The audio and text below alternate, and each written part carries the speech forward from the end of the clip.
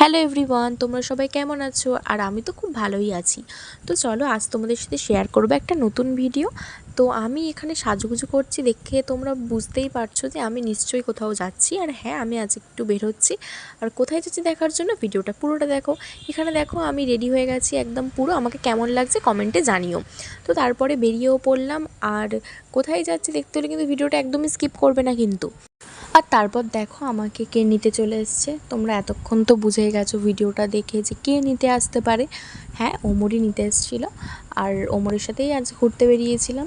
তো দেখো আমরা একটু ঘোরাঘুরি করছিলাম, তারপরে দেখো একটু কায়দা মেরে ভিডিও করে নিচ্ছিলাম একটু রিলস করার জন্য। তো এখানে ভিডিও করে নিলাম, একটু ঘোরাঘুরি করছিলাম পাটুলির সাইডে। তারপরে পাটুলির ওই দিক থেকে বেরিয়ে আমরা বারুইপুরে যাওয়ার জন্য রওনা দিলাম। বারুইপুরে যাব, আর আমার তো বাড়িও ফিরতে হবে। আর বারুইপুরে গিয়ে একটু খাওয়া দাওয়া করতে হবে। আমরা মেনলি বারুইপুরের রেস্টুরেন্টসগুলো থেকেই খাই, ওখানকার খাবার তো ভালোই লাগে আমাদের। আর তো চলো, তো বারুইপুরেই যাই।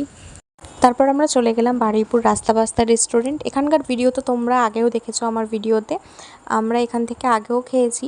আর এখানে মেনলি আসলে চিকেন বিরিয়ানি আমাদের খাওয়াটা হয়। এখানকার বিরিয়ানি আমাদের সত্যি খুব ভালো লাগে। খাওয়া দাওয়া করার পর আমরা একটু গল্প করছিলাম, আর ও দেখো কত গল্প করছে আমার কাছে, আর আমি চুপ করে সেগুলোই শুনছিলাম।